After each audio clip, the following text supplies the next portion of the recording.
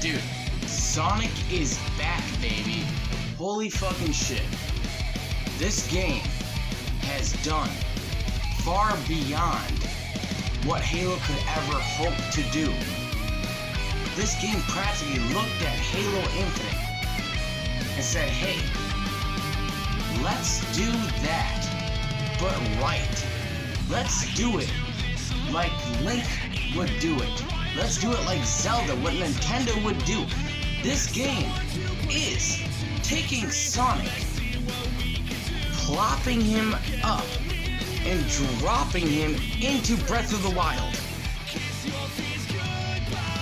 Let's get into it. Alright, the first thing I want to say about this game is that it spoke to the fans. Like, I know there's the new Boost fans, there's the old Sonic Adventure fans, and we got the retro fans, right? They're all across the board. But the top thing that really sold me, man, was I was able to have Sonic Adventure 2 soap shoes. Just being able to have cosmetics for Sonic while running around this open world. I just need to say this first in the beginning, right when we get into it. Because that sold me with the cutscenes, having him those iconic soap shoes on. They even went later on, they added Monster Hunter helmets to it. You look like Sonic from the Black Knight, you know? So I was running around with a knight helmet and shit. That was awesome. So I just wanted to get that off my chest right away. That was awesome. But I guess the first thing to dive into is the actual open world, the gameplay mechanics. See, it's not just a straight, narrow level, stage by stage gameplay. It's an open world. And when I mean open world, man, it's like Halo Infinite, there was an open world, they had different sections of the open world. Sonic's open world has 5 different sections. Well, one of them being half of another section, but that's something else. But 5 different sections, and within these open world elements, you had these towers you had to activate, and these would be the stages. The linear path stages, the time attack stages, the platforming aspect, you know? And that was beautiful, and you'd have to do this to unlock keys to be able to unlock the Chaos Emeralds to move on to the next area. So I'm not going to spoil too much, but the open world mechanic was amazing. They had rails you would unlock through in the open world. There was like you know Assassin's Creed, the Eagle Tower checkpoint things, where you would expand your mini-map and it would unlock more, you know, side missions, you know, enemies, routes. It would unlock all this stuff, and that's what Sonic Frontiers does. You have these mini like codes, these mini like puzzles you have to do.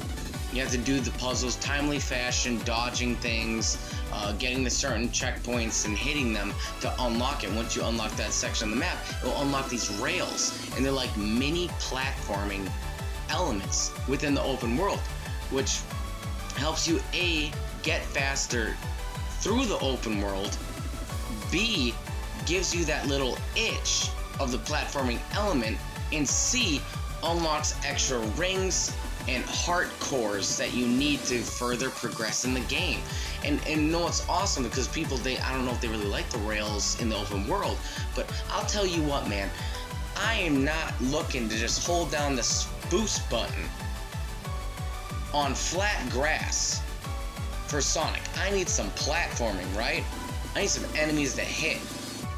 And these rails, the mini platforming segments, made that so. It got that itch, man. And when you were done these mini segments, it would lead you to a next mini segment, like another dash panel or another spring. And some of them would just dive you into it, or some of them would make you stop for a second and make it optional to walk up to it, right? And again, with the enemies that aren't on these little grids in the open world, dude, the enemies are amazing. They got combos for Sonic now. They got these combos where like you can chain these combos together, and they have an option to auto combo as you constantly tap X. I don't like that because it kind of disrupts when I'm trying to fight certain enemies. When I'm not trying to do a ground pound, I'm trying to do like the Sonic wind attack, you know? So I like having the option of doing what combos I want. you know. But on other areas, I'm not gonna lie, I have switched to auto combo. I have. And it's still fun the same. But these enemies, dude, they have certain attributes. You can't just go up and just slam them. It reminds me of Sonic Heroes a little bit. You know, it's got these certain, you know, aspects. You have to attack the enemy a certain way. Like, for example, one of the Grunts enemies, I don't know their name, my apologies.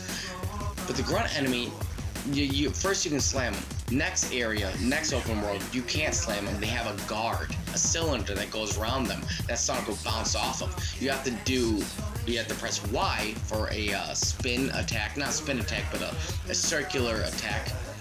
Or you have to actually hold down the trigger as you loop around them to disengage the shield, then you can combat them. That is beautiful in its own right, you know. And then let's talk about the Guardians. Oh my god, the Guardians, dude. There's these battle axes on the map, on the mini-map. And I encountered them on accident so many different times. But there's these battle axes. They almost look like the heroic symbol from Halo. Two swords crossing. And, dude, they're like mini boss battles. Once you get Sonic skill points high enough, it's not really a boss battle anymore. But these Guardians have different tiers as you progress in the game.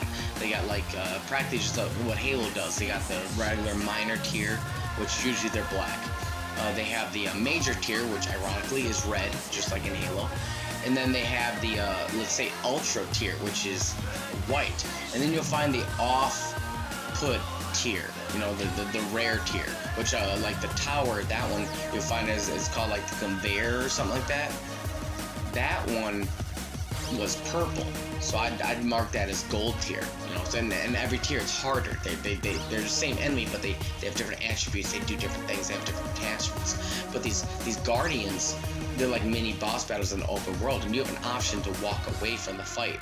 Well, sometimes, some of them you're graded in, but it's awesome, dude, when you get these mini boss battles in the open world. You know, it's like one of the first ones I met. I have this reference from this other YouTuber that me and my friend used to say a lot. And it's like, what is this big dinosaur doing here in the little baby area? And I saw this tower, this titan of a boss, and I'm like, I stared at it for a little bit, like, let's fucking go, you know what I mean?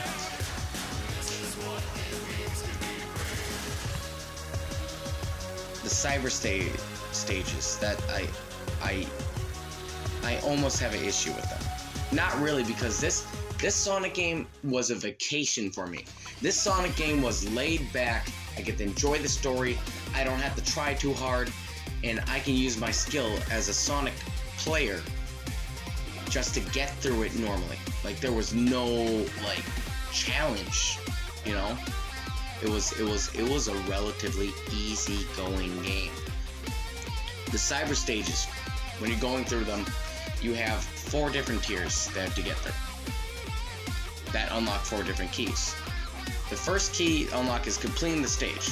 So you get that key right away. That's easy. You just complete the stage, cyber stage, easy. Second key is a ring amount.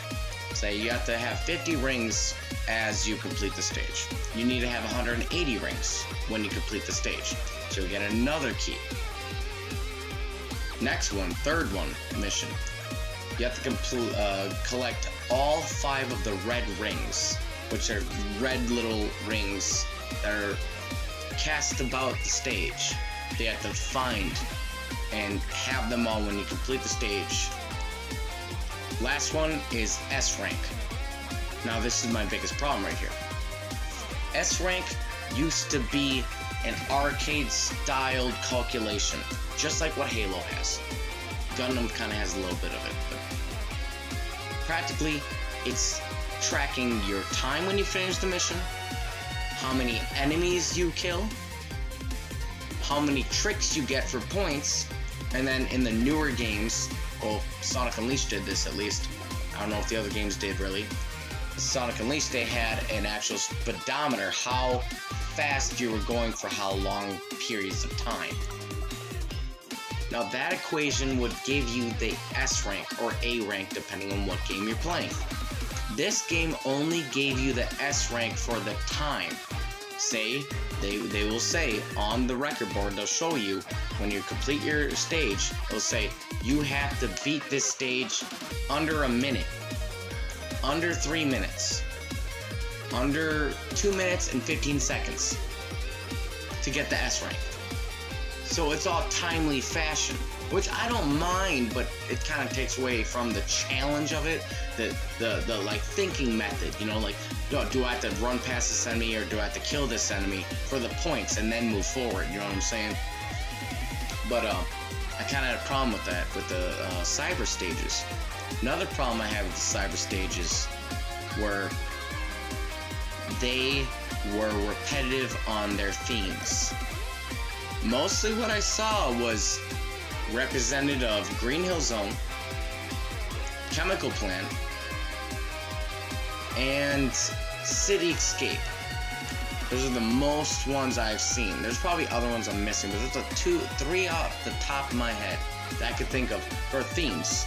You know what I mean? Like the graphics, what things look like. Now, adding on to this, I was very surprised and very happy when I was playing a stage. There was 2 stages, and as I was playing the stage, I was like, I recognize this. Is this Skyrail from Sonic Adventure 2 Shadows Mission?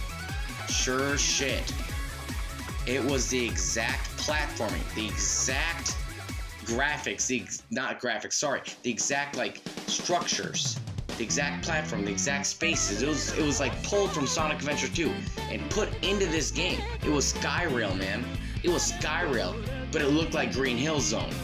You know, they're all grass pads and shit. But I was like, dude, everything I hit, everything I remembered, every little, but even where Mystical Melody is supposed to be. Not Mystical Melody to power up, my apologies, where you would use Mystical Melody to find the lost child, that was there. And I was so sad they didn't put the red star there. But that impressed me. The other one they had was Green Forest, Sonic's missions. Mission. That was all awesome, dude. That was gnarly, man. But that was good. The stages, they're not bad. I'm just, you know, putting my 2 cents in and putting my 2 cents in right now, saying they're not bad. Dude, the music. Oh, the music.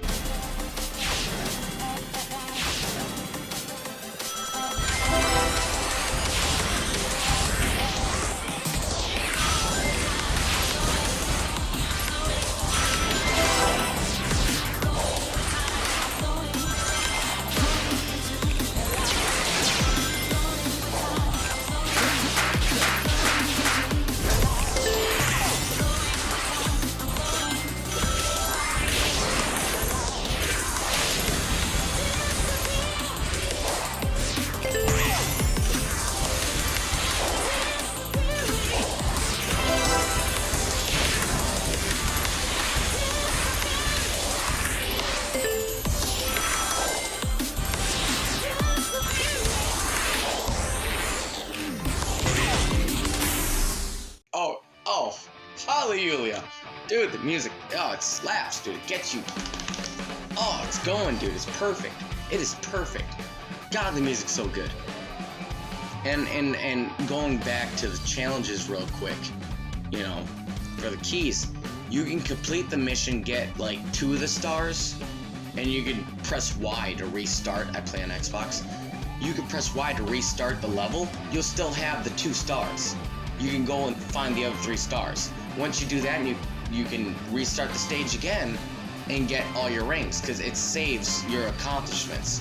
Say you get S rank the first try you do it, beat it under like 2 minutes and 15 seconds, you can restart the stage. It will save you got an S rank. You still already got that accomplishment. So that's why this game's very easy. You don't have to do it all at once. You don't have to exit out and any tedious things. It saves your progress once you complete the stage. So you can restart the stage and try to get the other challenges done. So that's why this game was very easy getting S rank. It's just very bizarre they didn't have like a all S ranks for all cyber stages achievement. But then again, they kind of brushed away from the all S rank achievements since Sonic Adventure 2, because that's where it separates boys from the men. Anyway, but yeah, cyber stages. Yeah, they were very interesting. I do like them. You know, they were good. It was kind of bizarre seeing the themes not having a lot of them, and then Sonic's boost is kind of slower, and they really relied on the 2D platforming, not the 3D platforming. Like when they did Skyrail Tribute, they have a 3D platforming, but then a lot of the other stages were just 2D based platforming, which I don't dislike that too much because I'm used to playing Sonic Unleashed now from trying to get all the achievements. But Sonic Adventure 2 and Sonic Adventure and Sonic Heroes, Shadow the Hedgehog, and Sonic 06, I'm used to that kind of platforming, and I like that, you know. And I was hoping this game would be, and this Frontier does have a lot of that, don't get me wrong, but they still have the 2D stuff, but I'm used to it now. But I just want to put that out there, they do have a lot of 2D and 3D, like Sonic Generations, Colors, and Unleashed. Yes.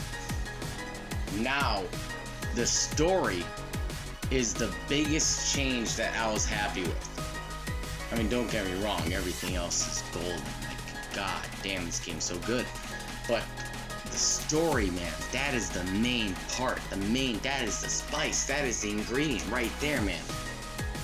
The story, we're serious again. Anyone who's played, go and play Sonic Adventure 2.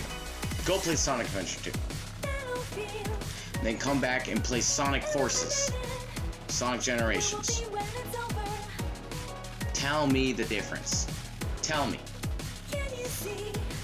Sonic Adventure and Sonic Adventure 2 compared to Sonic Generations and Sonic Forces. That story was ass. Story was ass, man.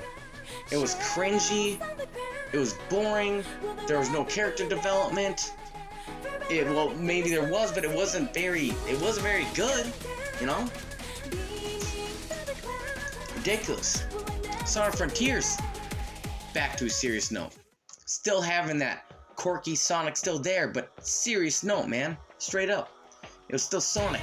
Change the voice actor. That was good too. That was good too. I don't know if I would have liked that, but you know what? I sold it. And having the first encounter in the first stage be that certain character, yeah, that spoke to the heart right there.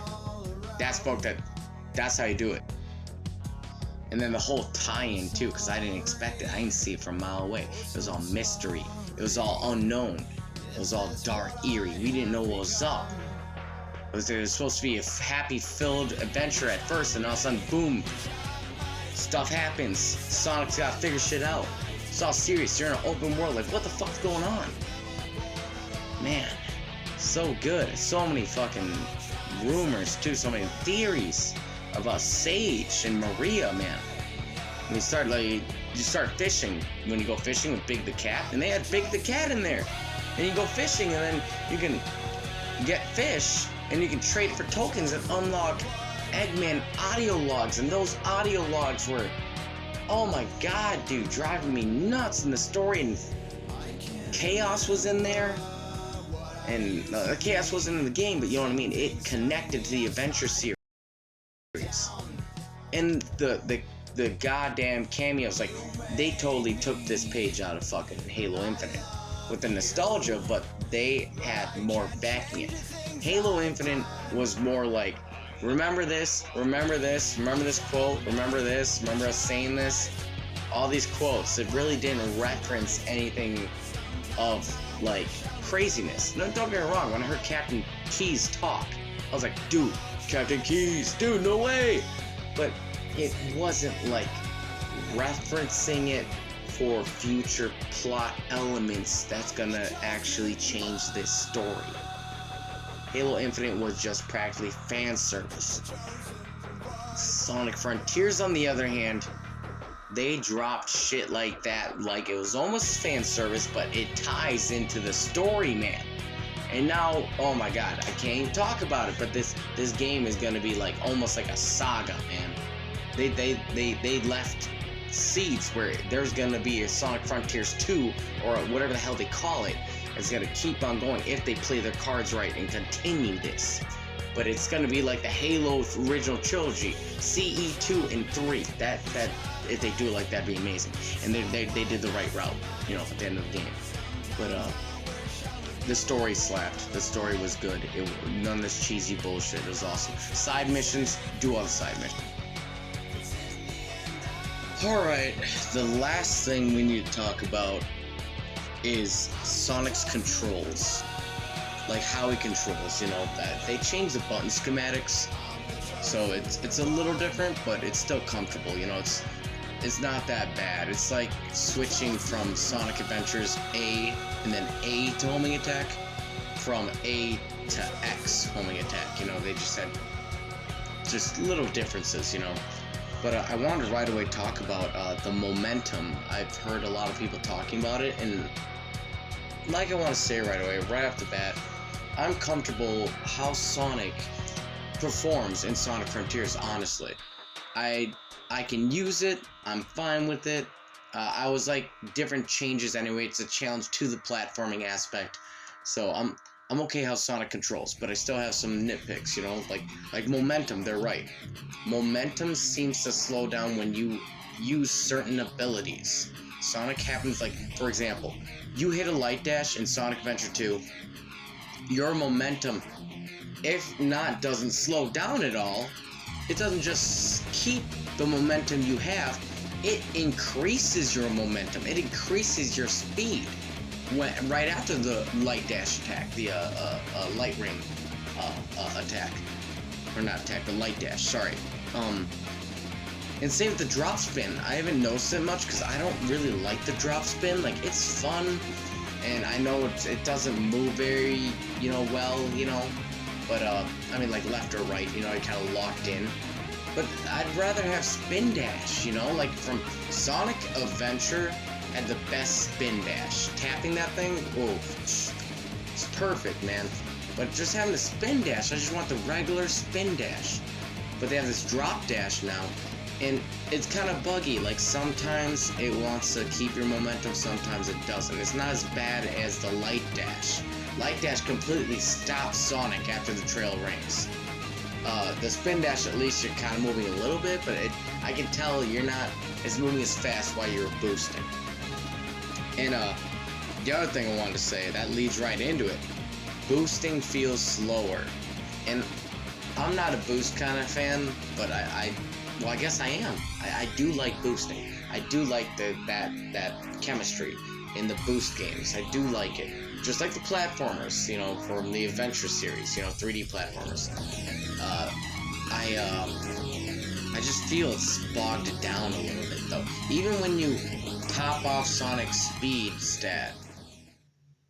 But it is relatively fast in the open world, though, especially when you have capped out all your rings. Because when you have all the rings that Sonic can hold, which is like 300 to like 900 depending what your ring rank is at, stat.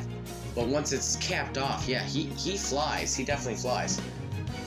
But yeah, the boost is relatively a lot more slower than it used to be. It was cool they put the infinity boost on there when you make the infinity symbol out of your track. That's kind of cool, and it only lasts for a little bit. It lets you boost for an infinite amount of time. But I guess the next thing to talk about right after boost is the homing attack. The homing attack is slow as fuck, dude. Like, I can't remember if it was this slow in Frontiers. I'm no, sorry, Forces. But yeah, it's like he pauses for a good, like, solid 2 seconds, man, after he hits somebody. Like in Sonic Adventure 2, pop, pop, pop, hits that shit fast. It is different when there's balloons, though. In Frontiers, when there's balloons, Sonic can do the homing attack real quick. But if it's enemies, it's hard, you know, it makes a clunk sound, and he does a flip, and then he has a homing attack the next enemy. So I don't know if I like the homing attack super slow when in stage levels. And also, speaking about in the air, the air tricks, I found myself a lot of times when I'm in the air and I'm trying to navigate Sonic more left or right or forward or backwards, you know, you can slowly navigate him as Sonic's falling. the air tricks kick in. And it's always random. Sometimes you do them, sometimes you can't. I guess it depends on... I think it's those special rings you go through. Not the orange rings, but the glowing rings. Like the colored rainbow rings. But those air tricks get in my fucking way when I'm trying to navigate Sonic. So I don't know how much I like those things either. But I think they have Sonic move like this is because how many different throwback stages they have. Because remember, we have stages that are 2D inspired, we have stages that are 3D inspired, and then we have stages that are strictly just for the Boost fans, you know, which is a mixture of all that, you know. So, maybe Sonic is operating like this because of the type of platforming this game is trying to please. Which, I mean, a lot of Sonic games has been trying to do that. Since 06, they've been trying to please all the fans at once, you know. But that's just a little bit of pet peeves. And then, you know what? A lot of these problems I listed, I can hardly notice them. It's not like I'm sitting here like, oh man, why did that happen? The only big problem I want this to be the last one. Because, like I said, I want everyone to know I love how Sonic operates in this game. It's not perfect, it's never going to be perfect, but it's more better than other games. But this is my one pet peeve, man. When a spring is off of the screen, this drives me nuts. When there's a spring off of the screen, and I know that spring is there, man, and I use my joystick to directional Sonic that direction, man. I point at that direction, I hit A or X for the homing attack that spring. He doesn't do it. That pisses me off. I know the spring's there, you know the spring's there, it's not on the screen, but he won't homing attack it when I am pointing my joystick towards the direction of it. That drives me up the fucking wall. You know, because in Sonic Adventure 2, he could do that. I think Sonic Unleashed, he could do that. And I know 06 he could. If there's a spring and it's off camera, it's behind you, technically, and you pull your joystick back, and you tap that A button, or AA, or AX, or whatever fan you are, he will hit that spring, but this game he won't hit it. He won't hit it. So, yeah, that's the only thing I have to say about it. Otherwise, I have no pet peeves about this, man. I like Sonic 06, and Sonic was terrible mechanics on that. And I just see it's part of the challenge, you know? Sega. So yeah, that's just the short version, just, you know, I just want to put it out there in my review, just saying, like, dude, this game is amazing, man. Like, just the cameos and hearing, like, them talk about other Sonic characters and other aspects of the franchise from the past. It's like this game is trying to skip over, like, Unleashed, Generations, Forces. But they still have references to those games, like Dargaea and Infinite, stuff like that, you know. Generations, I don't know what they... Oh, yeah, they did bring up Generations, the time monster. I honestly, I don't remember what he's called. But, this game is something I needed, man. I was on false hope so long, man. I was looking forward to Infinite, and it let me down left and right. The story sucked.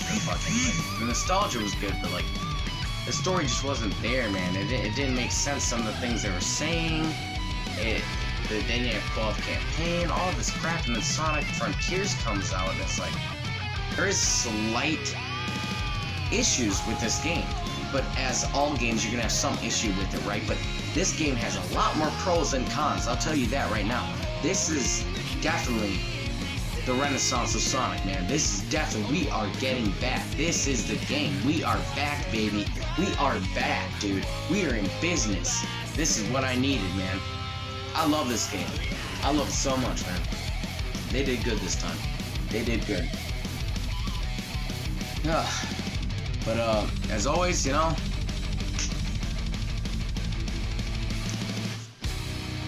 rock on, renegade, and be yourself. See you guys later.